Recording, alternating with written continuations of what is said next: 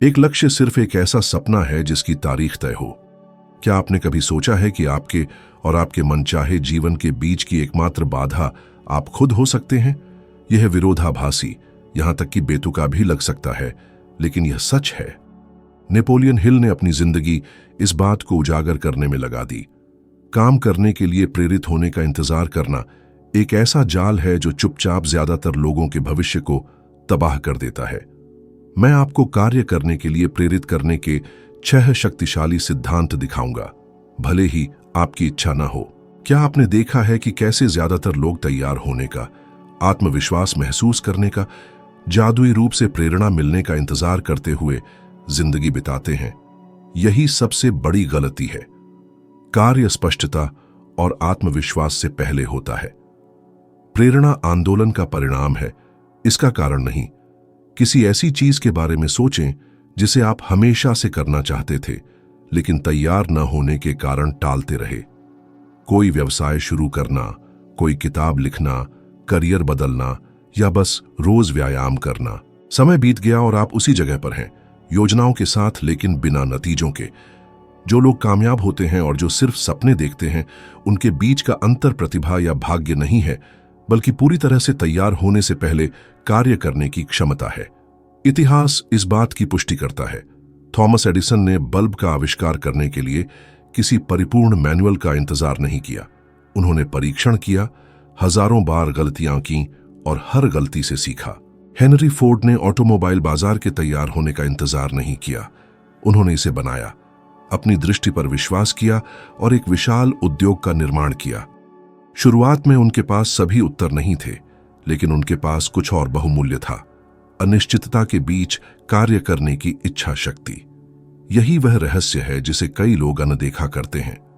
आप अपने रास्ते से सफलता तक नहीं पहुंचते, आप तब तक कार्य करते हैं जब तक आप उसे प्राप्त नहीं कर लेते। आत्मविश्वास शुरुआती बिंदु नहीं है, बल्कि प्रारंभिक प्रतिरोध को पार करने के बाद मिलने वाला इनाम है। किसी ऐसे विक्रेता की कल्पना करें जो किसी ग्राहक को कॉल करने से डरता है। जितना वह सोचता है उतना ही डर महसूस करता है, लेकिन पहली कॉल करते ही कुछ बदल जाता है। पहली कॉल में आवाज कांपती है, लेकिन दूसरी में सुधर जाती है, और हर प्रयास के साथ आत्मविश्वास बढ़ता जाता है। डर कम होता है, कौशल बढ़ता है, सब इसलिए क्योंकि उसने जड़ता को तोड़ा और कार्य किया। वास्तविक जीवन में यही बात है। हम कितनी परियोजनाओं को एकदम सही योजना की आवश्यकता होने के कारण छोड़ देते हैं। पूर्णतावाद सीधे तौर पर शिथिलता से जुड़ा हुआ है। व्यवहार मनोविज्ञान में शोध दर्शाते हैं कि प्रेरणा या आत्मविश्वास का इंतजार करना व्यक्तिगत उपलब्धि के लिए सबसे बड़े जालों में से एक है। मस्तिष्क डोपामाइन का उत्पादन करके आंदोलन पर प्रतिक्रिया करता है, जो न्यूरोट्रांसमीटर है जो प्रेरणा की भावना उत्पन्न करता है। पहले आप कार्य करते हैं, फिर आपका शरीर प्रेरणा के साथ कार्य को पुरस्कृत करता है। यह एक रुके हुए कार को धक्का देने जैसा है। शुरुआत में यह मुश्किल है, लेकिन जैसे ही यह गति पकड़ता है, प्रयास कम हो जाता है। नेपोलियन हिल ने इसे एंड्रयू कार्नेगी से मिलवाए जाने पर अनुभव किया, जो उस समय के सबसे अमीर लोगों में से एक थे। तैयार होने के लिए समय नहीं, पर्याप्त अनुभव नहीं होने के बावजूद उन्होंने बड़ी हस्तियों का साक्षात्कार लेने की चुनौती स्वीकार कर ली। यह कार्य, जिसे अस्वीकार किया जा सकता था, ने उनकी जिंदगी बदल दी। अगर उन्होंने तैयार होने का इंतजार किया होता तो शायद वह कभी वह कृति नहीं लिख पाते जिसने लाखों लोगों को प्रभावित किया। यह सिद्धांत आज आपके लिए भी लागू होता है। पैसे की कमी, क्षमता की कमी या अधिक अध्ययन या योजना की आवश्यकता होने के विश्वास के कारण आपने कितने अवसर गंवा दिए हैं। समय इंतजार नहीं करता। हिचकिचाहट का हर दिन मनचाहे भविष्य के निर्माण के लिए एक दिन कम है। आप कब तक रुके रहेंगे जबकि जिंदगी आगे बढ़ती जा रही है? पहला कार्य सरल, छोटा, यहां तक कि अपूर्ण भी हो सकता है, लेकिन यही वह है जो अन्य कार्यों के लिए रास्ता खोलता है। बिना आंदोलन के कोई प्रगति नहीं होती, बिना प्रगति के कोई उपलब्धि नहीं होती। ताकत अभी शुरू करने में है, भले ही कोई गारंटी ना हो, सभी उत्तर ना हो। सिर्फ वही व्यक्ति रास्ता ढूंढता है जो कार्य करता है। डर एक अदृश्य छाया है जो लकवाग्रस्त करने वाले संदेहों की फुसफुसाहट करती है। क्या होगा अगर मैं असफल हो गया? क्या होगा अगर मैं काफी अच्छा नहीं हूं? क्या होगा अगर सब कुछ गलत हो गया? ज्यादातर मामलों में ऐसा कुछ नहीं होता। अध्ययन दर्शाते हैं कि 50% से ज्यादा चिंताएं कभी सच नहीं होती, और जब भी कुछ गलत होता है हमारे पास परिणामों से निपटने के लिए शक्ति और बुद्धिमत्ता होती है। डर एक लगातार झूठा है। उसका सबसे बड़ा हथियार हमें कार्य न करने के लिए मनाना है। साहस डर की अनुपस्थिति नहीं है, बल्कि उसके बावजूद कार्य करना है। एडविन सी बार्न्स के बारे में सोचें। एक युवा जो बिना पैसे, संपर्क या सुरक्षा के था। वह हार मान सकता था, लेकिन चुपके से थॉमस एडिसन के कार्यालय गया और आविष्कारक के साथ भागीदार बनने के अपने लक्ष्य की घोषणा की। शुरू में उसे एक मामूली काम मिला, लेकिन उसने निराशा या संदेह पर हावी नहीं होने दिया। उसने दृढ़ता से काम किया और जब अवसर आया तो वह तैयार था। बार्न्स ने प्रतीत होने वाला असंभव काम कर दिखाया, क्योंकि वह समझता था कि डर उसके कदमों को निर्धारित नहीं कर सकता। आपने कितनी बार आंतरिक आवाज सुनकर अवसरों को हाथ से जाने दिया है जो कहती है यह समय नहीं है या आप तैयार नहीं हैं? आप कितनी बार किसी महत्वपूर्ण निर्णय के सामने स्तब्ध रह गए हैं, उन आपदाओं की कल्पना करते हुए जो कभी नहीं हुई? डर अज्ञात में रहता है, अनिश्चितता में मजबूत होता है, लेकिन एक कदम आगे बढ़ने पर भले ही दिल तेजी से धड़क रहा हो, उसकी ताकत कम हो जाती है। यह दूर से एक अभेद्य दीवार की तरह है, लेकिन पास से आने पर दरारें और कमजोरियां दिखाई देती हैं। विज्ञान भी इसकी पुष्टि करता है। शोध दर्शाते हैं कि जिस चीज से हमें डर लगता है उसके प्रति क्रमिक रूप से उजागर होने से चिंता में महत्वपूर्ण कमी आती है। मस्तिष्क समझता है कि खतरा उतना खतरनाक नहीं है जितना लग रहा था। हर बार जब आप डर का सामना करते हैं तो वह सिकुड़ जाता है। हर बार जब आप इसे टालते हैं तो वह बढ़ता जाता है। आपका भविष्य डर की मौजूदगी या अनुपस्थिति से नहीं, बल्कि उसके बावजूद कार्य करने की आपकी इच्छा से तय होगा। नेपोलियन हिल ने इसे दर्दनाक तरीके से अनुभव किया। एक समय राजनीतिक दबाव और उत्पीड़न के कारण उन्हें आधी रात को अपना घर छोड़ना पड़ा, अपने परिवार और सब कुछ पीछे छोड़कर, यह जाने बिना कि उन्हें आश्रय या आजीविका कहां मिलेगी। कोई भी हार मान सकता था, लेकिन उन्होंने अज्ञात का सामना किया और आगे बढ़ते रहे। इस अनुभव ने उनके इस विश्वास को मजबूत किया कि डर जिंदगी का मार्गदर्शक नहीं हो सकता, क्योंकि दबाव में कार्य करने पर हमें एक अकल्पनीय लचीलापन पता चलता है। मुख्य विचार यह है, डर गायब नहीं होगा, लेकिन आप डर के साथ भी कार्य करने का चुनाव कर सकते हैं। आप यह तय कर सकते हैं कि इस छाया को अपने सपने नहीं चुराने देना है। क्या ज्यादा बुरा है, कोशिश करने और असफल होने का दर्द झेलना, या कभी कोशिश न करने का बोझ उठाना? इसका उत्तर आपके अंदर है और यह आपके वर्तमान और भविष्य को परिभाषित करेगा। आपने कितनी बार कल शुरू करने का वादा किया है? कल पढ़ाई करूंगा, कल जिम जाऊंगा, कल अपने वित्त को व्यवस्थित करूंगा। समस्या यह है कि यह कल कभी नहीं आता। सप्ताह, महीने, कभी कभी सालों में बदल जाता है। शिथिलता चुपचाप होती है, लेकिन क्षमता का सबसे बड़ा चोरों में से एक है। यह अत्यधिक योजना बनाने, सही समय की तलाश करने, एक झूठी भावना के रूप में खुद को छुपाता है कि अभी समय नहीं है। इंतजार करते समय समय बीतता जाता है और हर गुजरा हुआ दिन आपके जीवन का एक ऐसा हिस्सा है जो वापस नहीं आता। कोई आदर्श समय नहीं होता। उत्तम परिस्थितियों का इंतजार करना जीवन शैली के रूप में पक्षाघात को स्वीकार करना है। भविष्य आज के अपूर्ण कार्यों में बनता है। एक खराब लिखा हुआ पाठ संपादित किया जा सकता है, एक साधारण व्यवसाय का विस्तार किया जा सकता है, लेकिन एक दबा हुआ सपना स्थिर बना रहता है। जो लोग शिथिलता को तोड़ते हैं वे नहीं हैं जो तैयार महसूस करते हैं, बल्कि वे हैं जो सभी उत्तरों के बिना भी कार्य करते हैं। एक सरल तरीका 5 मिनट का नियम है। अपने आप से कहें कि आप केवल 5 मिनट के लिए किसी कार्य पर काम करेंगे। यह थोड़ा समय है, अधिक प्रयास की आवश्यकता नहीं है, लेकिन मस्तिष्क को गति में लाने के लिए पर्याप्त है। ये 5 मिनट अक्सर 30-1 घंटे में बदल जाते हैं और आप प्रवाह की स्थिति में आ जाते हैं। सबसे ज्यादा वजन शुरुआत में होता है, जैसे एक रुकी हुई कार को धक्का देना। पहला प्रयास कठिन होता है, लेकिन गति पकड़ने के बाद गति प्राकृतिक हो जाती है। शिथिलता हमारी भावनाओं और कल्याण को प्रभावित करती है।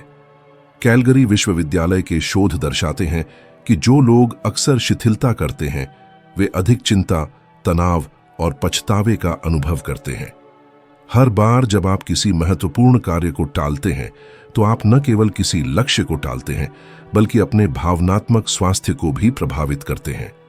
नेपोलियन हिल यह जानते थे।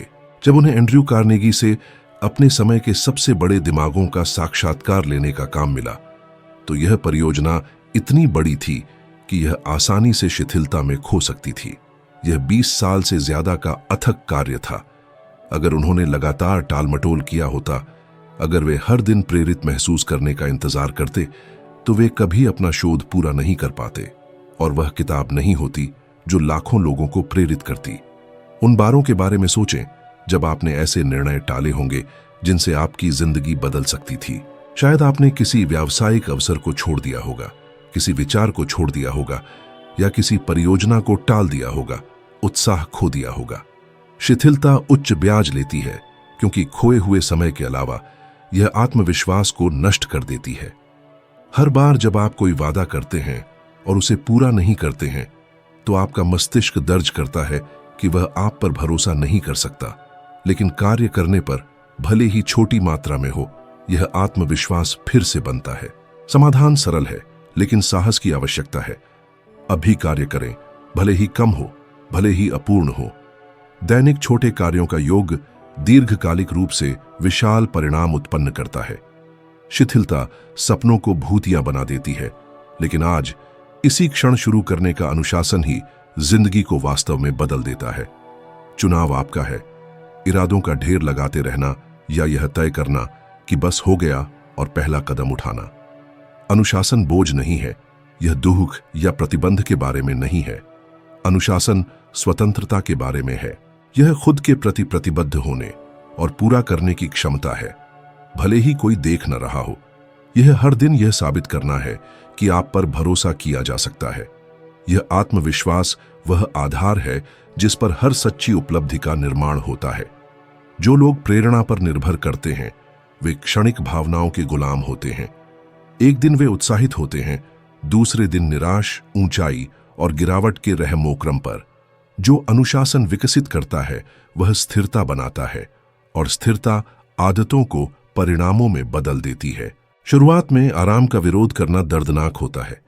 शरीर आराम मांगता है, मन बहाने ढूंढता है और हर कोशिका आपको हार मानने के लिए चिल्लाती हुई लगती है। लेकिन इस बाधा को पार करने पर कुछ शक्तिशाली होता है। आप अपने मस्तिष्क को यह सिखाते हैं कि वह दबाव को झेलने में सक्षम है और इस प्रक्रिया के हर दोहराव के साथ आप मजबूत होते जाते हैं। यह किसी मांसपेशी को प्रशिक्षित करने जैसा है। पहले दिनों में प्रयास असहनीय लगता है, लेकिन निरंतर अभ्यास से जो पहले असंभव लगता था वह प्राकृतिक हो जाता है। अनुशासन आपके चरित्र को ढालता है, लचीलापन पैदा करता है और बाधाओं को सीढ़ियों में बदल देता है।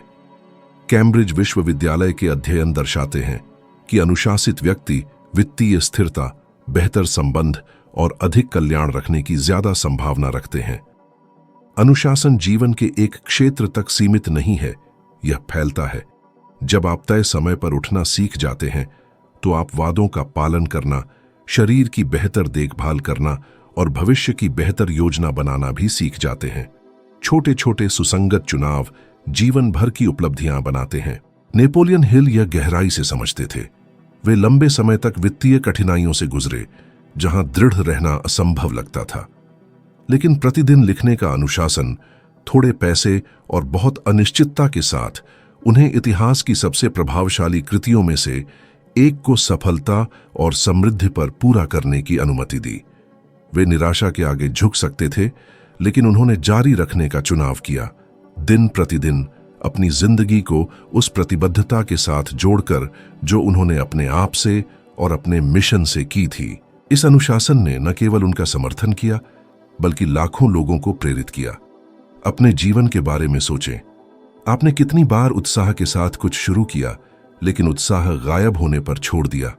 कितनी आशाजनक परियोजनाएं खो गईं क्योंकि आपने उस प्रेरणा का इंतजार किया जो कभी वापस नहीं आई। कोई भी शुरू कर सकता है, लेकिन जब शुरुआती चमक गायब हो जाती है तो कम ही लोग बने रहते हैं, और ये वही कम लोग हैं जो शीर्ष पर पहुंचते हैं। अनुशासन आत्म प्रेम का सबसे बड़ा कार्य है। अपने से किया गया वादा पूरा करके आप अपने अवचेतन मन से कहते हैं, मैं भरोसेमंद हूं, मैं सक्षम हूं, मैं अपने पर भरोसा कर सकता हूं। यह बार बार दिया जाने वाला संदेश आंतरिक शक्ति, अटूट आत्मविश्वास में बदल जाता है। इस आधार के साथ कुछ भी आपके विकास को नहीं रोक सकता। जीवन उन लोगों को पुरस्कृत करता है जो तब भी बने रहते हैं जब दूसरे हार मान लेते हैं। अनुशासन एक सामान्य जीवन और एक असाधारण जीवन के बीच का अंतर है। दर्द अपरिहार्य है। देर सवेर हम सभी इसे महसूस करते हैं। किसी प्रियजन की मृत्यु, किसी ऐसी परियोजना की निराशा जो सफल नहीं हुई, किसी अवसर की अस्वीकृति। जो लोग बढ़ते हैं और जो लोग स्तब्ध रह जाते हैं, उनके बीच का अंतर दर्द की अनुपस्थिति नहीं है, बल्कि जिस तरह से वे उस पर प्रतिक्रिया करना चुनते हैं। दर्द एक ऐसा बोझ हो सकता है जो हमें नीचे खींचता है, या एक ऐसा ईंधन जो हमें आगे बढ़ाता है। चुनाव हमारा है। उन लोगों के बारे में सोचें जिनकी हम प्रशंसा करते हैं। कई लोग कठिनाइयों से गढ़े गए थे। इतिहास दर्शाता है कि महान कार्य महान कष्टों से उत्पन्न होते हैं। अस्वीकृतियां, असफलताएं, ये सब ऐसे पाठ लाते हैं जो कोई भी किताब या शिक्षक नहीं सिखा सकता। जीवन की चुनौतियां ही हमें बदलने, खुद को नए सिरे से बनाने, नए समाधान खोजने के लिए मजबूर करती हैं। जब हम दर्द को दुश्मन नहीं बल्कि शिक्षक के रूप में देखते हैं, तो हमें एक अप्रत्याशित आंतरिक शक्ति का पता चलता है। विज्ञान इसकी पुष्टि करता है। लचीलापन पर अध्ययन दर्शाते हैं कि जो लोग प्रतिकूलताओं को पार करते हैं, वे अधिक परिपक्वता, ध्यान और नेतृत्व विकसित करते हैं। पीड़ा जब समझी जाती है तो हमारी दुनिया की दृष्टि का विस्तार करती है, सहानुभूति बढ़ाती है और चरित्र को मजबूत करती है। सबसे बुद्धिमान और प्रेरणादायक लोग आमतौर पर गहरे घाव लिए हुए होते हैं। उदाहरण के लिए, नेपोलियन हिल अमेरिकी महामंदी से गुजरे और लगभग सब कुछ खो दिया। यह पीड़ा और अनिश्चितता का समय था जहां कई लोग हार मान गए होते, लेकिन उन्होंने अपने विचारों को निखारने, अपने सिद्धांतों की समीक्षा करने और भी अधिक प्रभाव के साथ लिखने के लिए इस अनुभव का उपयोग किया। पीड़ा शिक्षाएं बनाने के लिए ईंधन बन गई जो पीढ़ियों तक चली आई हैं। उन्होंने साबित किया कि सबसे अंधेरे क्षणों में भी स्वयं पीड़ा से भी बड़ा कुछ बनाना संभव है। महत्वपूर्ण बात यह है, जब हम पीड़ित होते हैं तो भागना, विकर्षण की तलाश करना स्वाभाविक है, लेकिन विकास तब होता है जब हम असुविधा का सामना करते हैं। इसी टकराव में परिवर्तन उत्पन्न होता है। पीड़ा हमें तोड़ सकती है या मजबूत कर सकती है। हमारा रवैया यह तय करता है। शायद आप किसी कठिन स्थिति से गुजर रहे हैं, असहनीय पीड़ा के साथ। सवाल यह है, क्या मैं इसे अपने आप को नकारात्मक रूप से परिभाषित करने दूंगा, या मैं इस ऊर्जा का उपयोग अधिक मजबूत होने के लिए करूंगा? हर आंसू एक शिक्षा हो सकता है, हर अस्वीकृति एक स्पष्टता, हर गिरावट एक सीढ़ी। पीड़ा यह साबित करती है कि हम जीवित हैं और गति में हैं, और गति परिवर्तन है। दर्द सुखद नहीं है, लेकिन उपयोगी हो सकता है। यह वह शक्ति हो सकती है जो आपको तब प्रेरित करती है जब सब कुछ निरर्थक लगता है। जो लोग अपने घावों को ईंधन के रूप में इस्तेमाल करते हैं, वे अटूट हो जाते हैं। जीवन हमेशा हमारे प्रतिरोध का परीक्षण करेगा, लेकिन हमारी प्रतिक्रिया यह परिभाषित करती है कि हम कहां तक पहुंचेंगे। पीड़ा को शक्ति में बदलकर हम पाते हैं कि हमारे इतिहास के सबसे काले क्षण भी सबसे शक्तिशाली हो सकते हैं। बिना लक्ष्यों के जीना बिना कंपास के नेविगेट करने जैसा है। आप चलते हैं, लेकिन आपको पता नहीं है कि कहां जा रहे हैं। बहुत से लोग इस तरह जीते हैं, कहीं पहुंचे बिना ऊर्जा बर्बाद करते हैं। लक्ष्यों की स्पष्टता उन लोगों को अलग करती है जो कामयाब होते हैं और जो सिर्फ सपने देखते हैं। लेकिन खुश या अमीर होने की चाहत ही काफी नहीं है। अस्पष्ट इच्छाओं में शक्ति नहीं होती, क्योंकि वे मस्तिष्क को कोई ठोस लक्ष्य नहीं देती। अपने लक्ष्य को स्पष्ट रूप से परिभाषित करना, समय सीमा तय करना और पहला कदम उठाना बेहद जरूरी है। हार्वर्ड के शोध दर्शाते हैं कि जो लोग अपने लक्ष्यों को लिख कर रखते हैं, उनके पूरे होने की संभावना उन लोगों से कहीं ज्यादा होती है जो केवल मन में ही सोचते रहते हैं।